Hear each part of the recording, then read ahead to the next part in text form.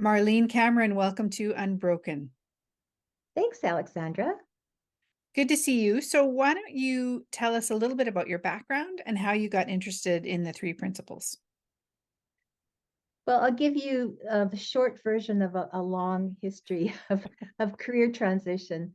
So I actually started off as a commercial interior designer, and I think it was 30 years old when I decided that I wanted to work for myself and started a small consulting practice. I did commercial interior design, so mostly office interiors and some institutional work. And and then I moved to the United States and thought I'd go back to school, and thought initially I would do a master's in architecture, but ended up doing an MBA, and then kind of found the whole world of finance. So then I became a chartered financial analyst, and thought I'd work in that world. But I realized that they wanted me to work as hard for their businesses as I had worked in my own business, and I didn't want to do that anymore.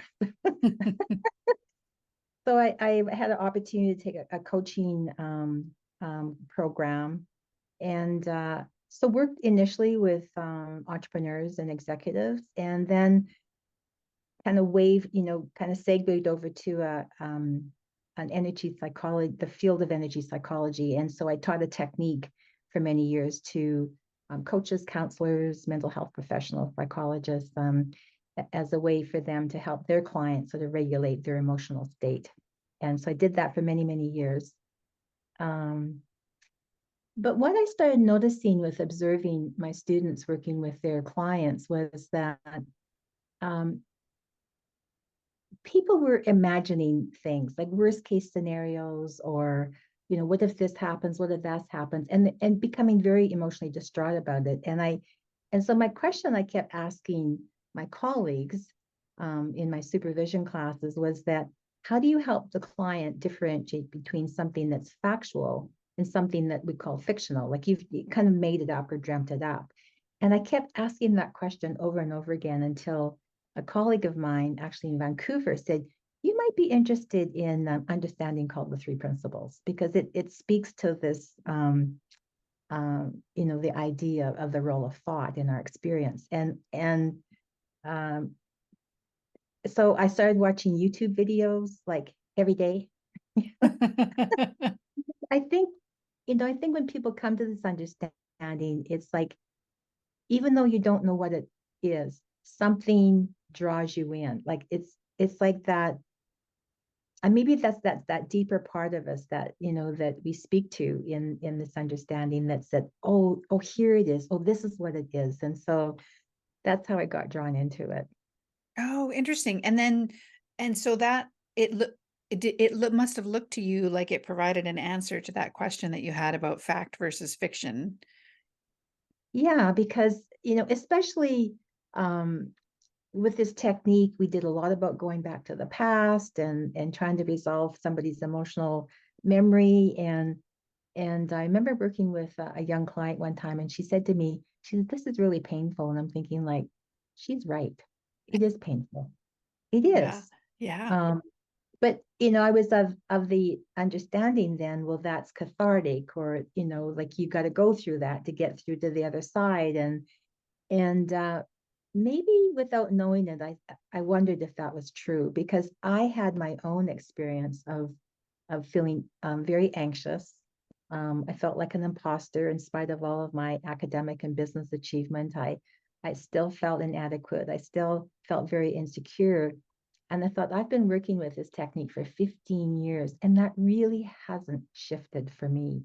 Mm. So I suspect there is something in that curiosity. For me, it's like, without really knowing, right? We don't know these things. We're just drawn to it, or yeah, yeah.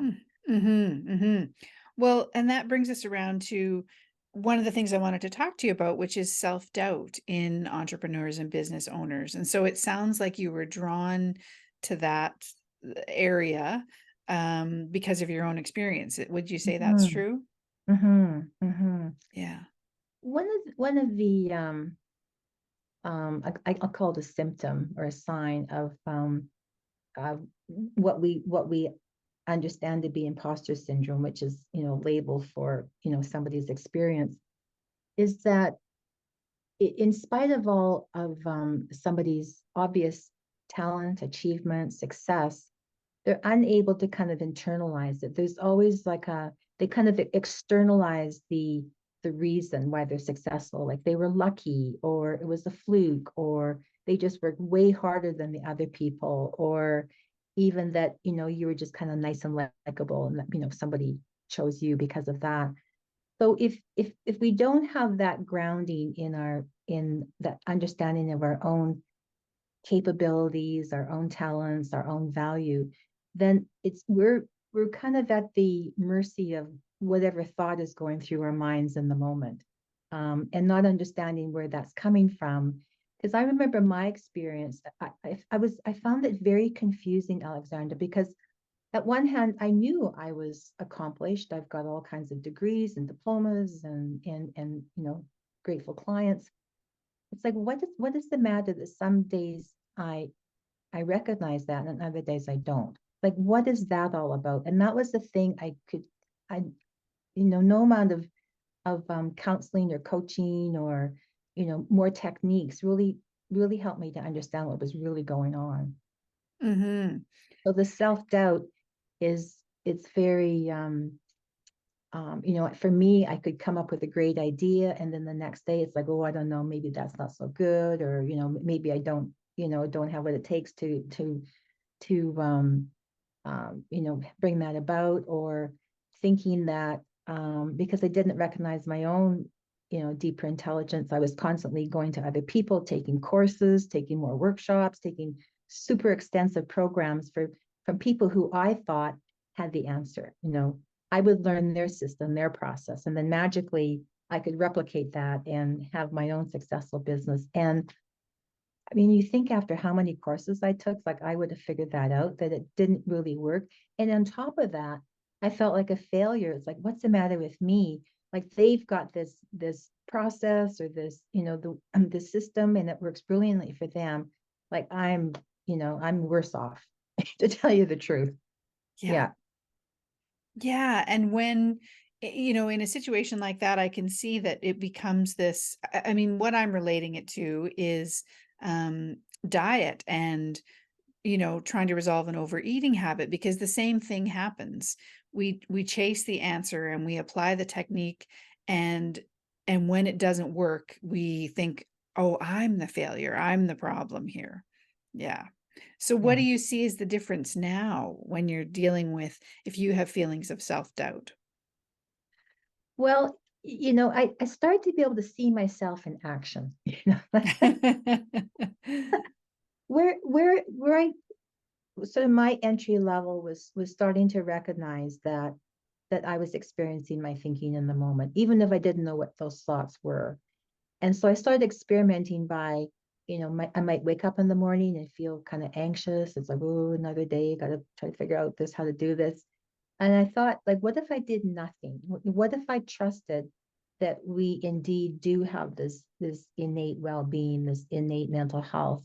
And I was surprised how quickly I kind of came around. I said, oh, okay, ooh, that was good, because normally I would have had to do my technique, right? Mm. Um, um, and keep doing it until I saw some sort of shift in how I felt in the moment. And then when I started to see that I was experiencing my thinking, then I started more and more and more when I started to feel anxious or overwhelmed or less than, because I was comparing myself with a colleague or somebody else who I saw successful in business. I could see more and more that was just insecure thinking coming in the moment, and not get too caught up in it or too embroiled in it. Um, so I think it's the power to recognize, first appreciating where that feeling is coming from, me, recognizing like, oh, I've just fallen into an old pattern of um, insecure thinking, doubting myself, dismissing my accomplishments, um, and kind of putting other people on a pedestal, like that comparison thing. That's people say when you compare, you despair, and I certainly found that to be the case. So I think it was just really more self-awareness so that I could see where I was innocently, often unknowingly kind of taking myself back to that old habit of old patterns of thinking, old ways of seeing myself, and understanding that that was thoughts in the moment. Mm-hmm. Oh, nice. I like hearing that. And so I had a recent experience that I wanted to ask you about. I sort of recognize that sometimes when I have judgmental thinking or critical thinking about somebody else, I've had an insight the other day that it might be that I'm feeling vulnerable. And that judgmental or critical thinking is letting me know what's happening, that I'm feeling a little bit vulnerable in whatever the situation is. Um, it's giving me feedback about my state of mind, those Mhm. judgments or criticisms, because they feel yucky, inside me when I'm thinking them. Um, so I'm wondering about self-doubt and the sort of information that it carries. Can you address that a little bit?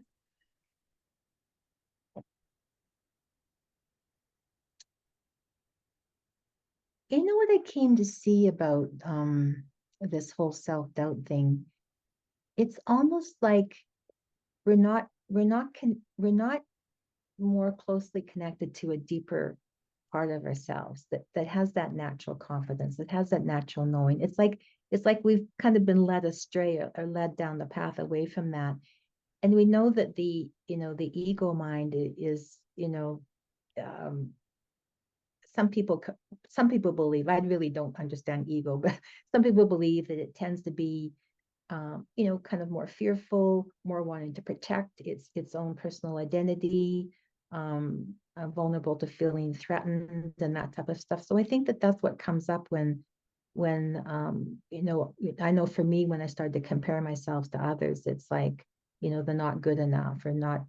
I used to go through this whole scenario: not good enough, don't know enough, not doing the right things at the right time, and don't have the right connections. Like that was, I could kind of see that pattern kind of floating up there. Mm. And every once in a while it would, I would start to believe it. And so it's like that, um, kind of that disconnection from that deeper, wiser part of ourselves that knows that that's just, I call it fabrication.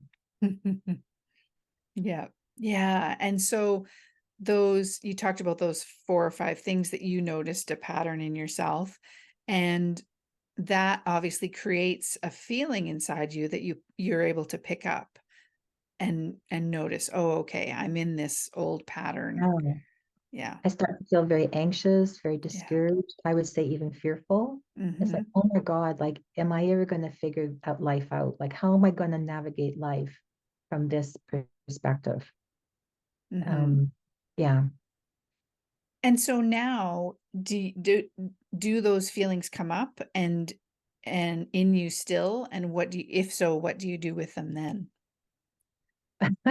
One just came up the other day. I saw a colleague of mine had posted something about how successful her business was on LinkedIn or something. And I had that little, you know, response. And I'm thinking like, okay, Marlene, like, you know what's going on here, right? Just, give it some space, kind of like, check in with yourself. And then I just sort of came to peace about it. Like, we're completely different. We're on different paths. It's just, we're both doing our thing, and who's to say there's no better or worse, there's no, more or less successful.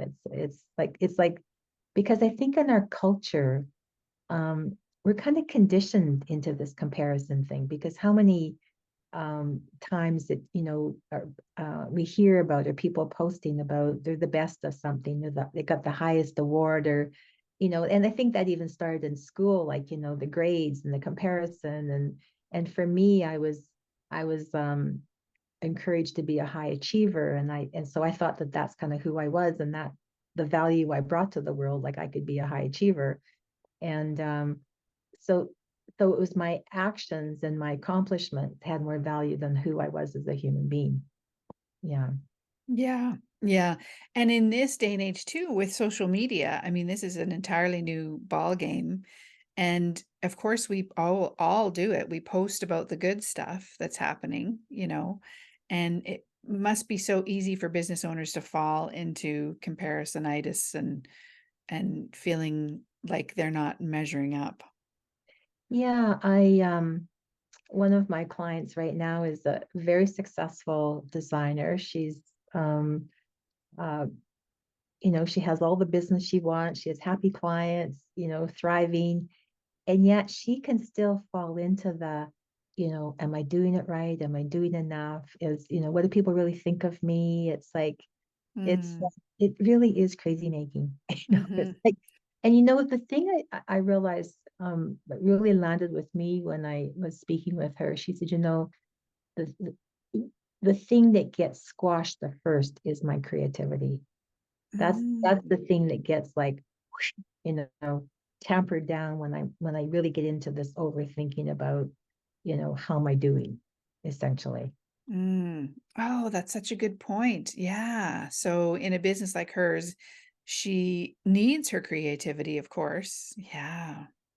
Well, Wow. even if it's not a creative service like design or something like that, every entrepreneur has to be creative because you're the business. You're always going to be faced with situations you didn't anticipate or even opportunities you think like, woo, can I really, take on this project? Um and so if we if that capacity within us gets, overridden or masked, like we can really struggle. Like I know that there's so many statistics now about, why small businesses fail. Mm, Because of, and they're always sort of in the material world. So, lack of cash flow, lack of funding, lack of recognizing their competitive advantage, like all the lack. But what I really see it's a state of mind. That's wow. that's the culprit. Yes. Yeah. And so that's what you help entrepreneurs with, I'm assuming, is Yes, yeah. yes. And when we see our natural resilience as entrepreneurs and our resourcefulness that's innate, and we don't have to make it up or fake it till we make it. Right, Yeah, right, it's can be so helpful to see that. Yeah. right. Because in a low state of mind or a low mood, like, we know that people see the world differently and respond differently.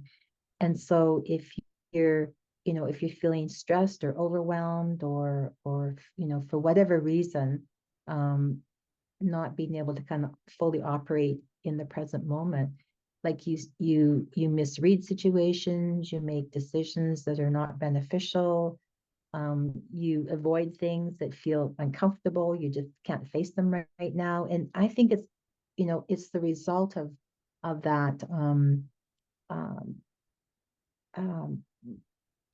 well, I'll just go back to the result of that, the implications of a lower state or lower understanding that really is the saboteur. Yes. And it's such a good point you make, self-employed people, entrepreneurs, they're everything, they're the accountant in their own business and the creative person and the customer service, and just all of it. And when we don't understand that it's our state of mind that affects all those things and that, a low mood is temporary, it's not a comment on our ability to do our job. Yeah, Yeah. powerful stuff. And it's a paradox too, because in our culture we really value kind of the over busy stress. I mean, we've kind of labeled it like, oh, you must be busy, profitable, important, you got a going concern here, and not seeing how that state of high stress or overcommitment or overwhelm is the culprit. It's really debilitating, people's ability to be effective, to be productive, and bring a lighthearted state of mind that helps them to be, more creative, more, as you say, more resilient, more resourceful. Yeah, yeah. Yeah, absolutely. I had a day, we're recording this on a Wednesday, and on Monday this week, um, I just kind of hit a bit of a wall and needed a nap and a rest and just to read my book for the afternoon. And I noticed how busy my mind got about resisting that. No, no, it's Monday. You need to be productive. You need to keep going and do all this stuff. But my experience has been that listening to that wisdom that's saying, slow down for a minute, just take a breath and have a rest is the thing that keeps me going in a way. If I don't rest, I burn out. Yeah. Exactly. Yeah. So that wisdom is always there for all of us, but specifically for entrepreneurs. Um and I love this quote that I pulled off of your website on a blog post, that it is our inability to love and accept ourselves that we that creates us or gives us the opportunity to find fault with others. So can you talk about that a little bit and how that affects entrepreneurs? I think it goes back to that level of understanding about who we are as our nature, our spiritual psychological nature, if you will, or how our mind operates.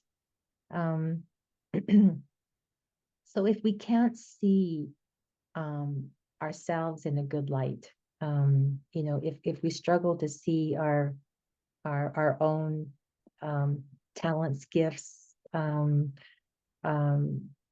generosity, kindness, it's almost like that inability to see that in ourselves is sort of mirrored back in the world. So we start to see issues with other individuals and judge other individuals, but it's just like that.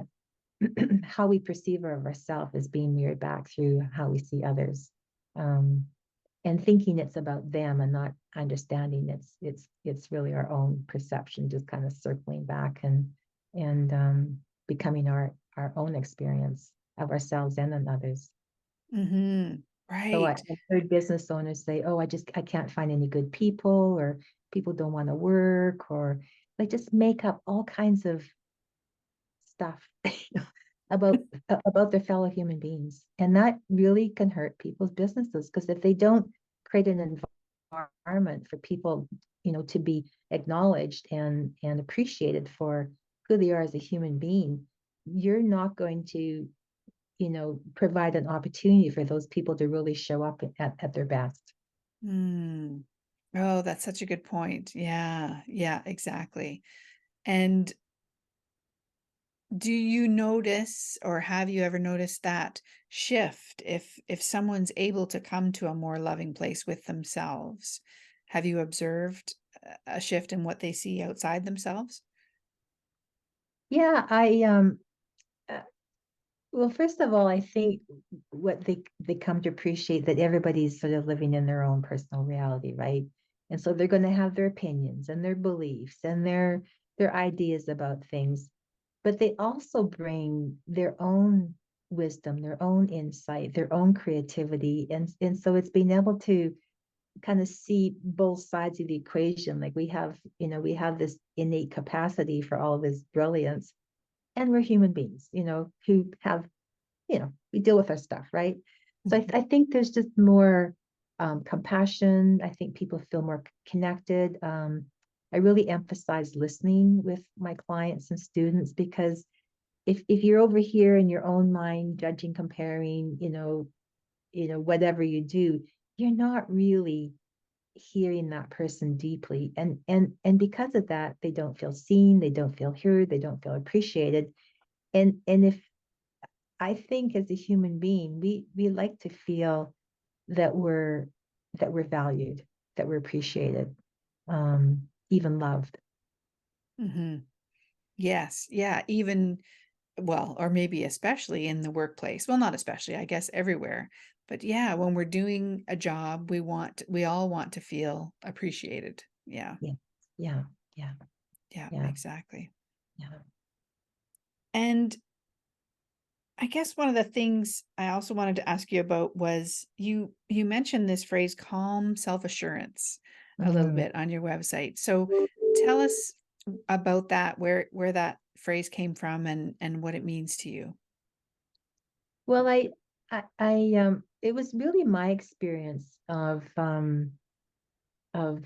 having these imposter feelings, and because I could project that I was confident, self-assured, knowledgeable, you know, trustworthy. Like I could project all of that, but that's not how I felt on the inside. So there was that lack of congruence, that, lack of that connection with that, I call it that deeper, wiser part of myself.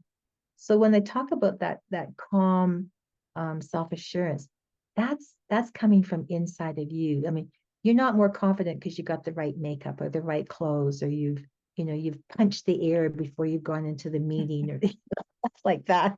It's like it's just, it almost comes more from your beingness rather than you did something to feel confident, right? It's more innate. It's more integral to just how you show up in the world, I guess is the way to say it. It's like it's not put on, it's not faked, it's not contrived. It's just, yeah, and I think that's what people are looking for, and think they have to work for it, right? Something they have to do.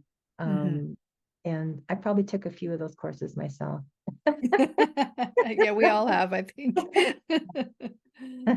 Yeah. And I Yeah. think it's interesting that you don't just say self-assurance, you say calm self-assurance. So Mm. that word must have meaning for you as well, a big part of the equation. Yeah, I think the calm comes from that. Um,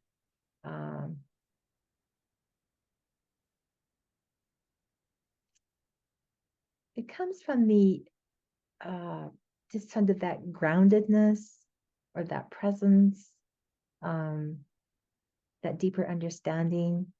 Uh, it comes from a knowingness. Mm, Yeah. And I think, we talk about our true nature is joy and contentment and calm and happy, and so it's comes from that place of us that's just already already there. It's already present. mhm. And when you described earlier about how uh, um, we can try to make it about the way we look, our clothes and our makeup and our hair and yeah, punching the air before we go into a meeting or whatever it is. And to me, that's that, there's an acting element to that, a presentational element.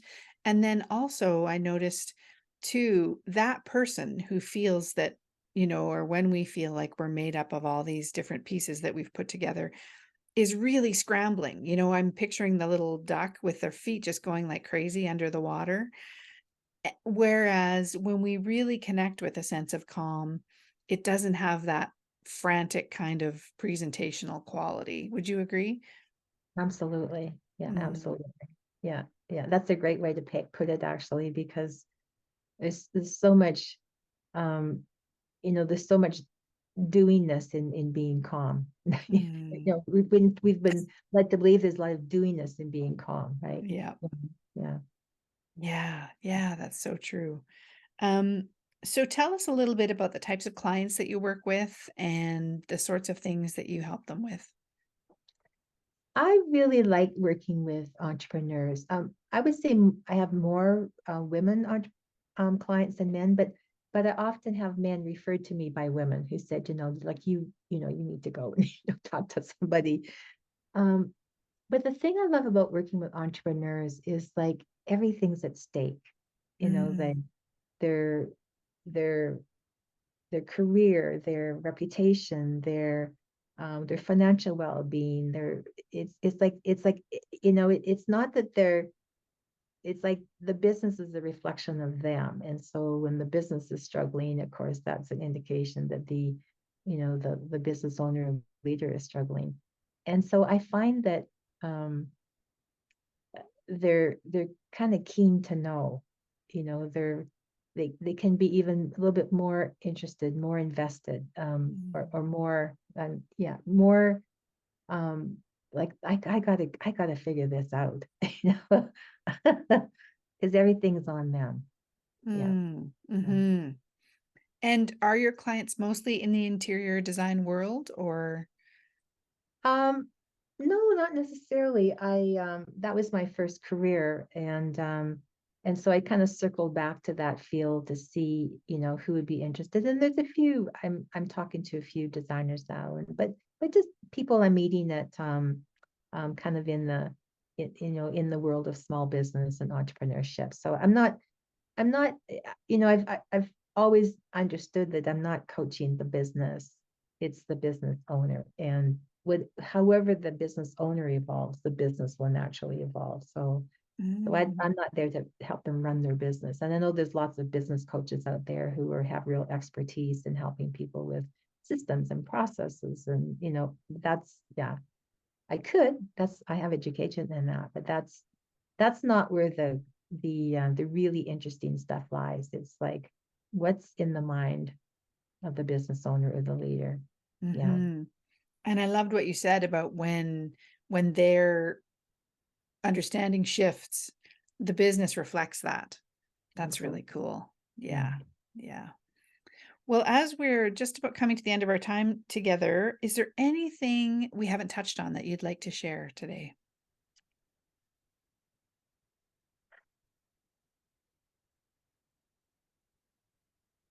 One of the premises of this understanding is that over time, um, you just seem to have a better experience of life. And that's been my experience. Like I'm finding that I'm just a little bit more settled, don't get quite so caught up in things. I seem to give people more space, have more compassion for people who are struggling for whatever reason. It just gives you a nicer experience of life and lets the kind of the joy and the beauty of life show up more often rather Mm. than the concern or stress or whatever. So that's what I would say about this understanding it. And of course, that's going to impact every aspect of your life, your work, your relationships, your friendships, and yeah, it just shows up all over. Yeah, I think it's really an interesting doorway that you've got in for people. You're talking to them about their business, but really, yeah, that is the gateway, and then it's going to affect every area of their life. absolutely. That's Yeah. really cool. It's like the yeah, a gateway drug or something. Yeah. So, Marlene, where can we find out more about you and your work? My website is marlenecameron.com. So that's a great place to start. And if anybody wants to contact me directly, it's Marlene at marlenecameron.com. So yeah, yeah, I'd be delighted to have this conversation with anybody who's interested in exploring, how this understanding could have a positive impact on their business, and their lives in general. Oh, lovely. Okay. Well, I will put, as ever, I'll put a link in the show notes at unbrokenpodcast.com to your website so people can find you there. Well, this has been lovely, Marlene. Thank you so much for chatting with me. Yeah, thank you very much. It's been a real pleasure. Take care. Bye bye. Bye bye.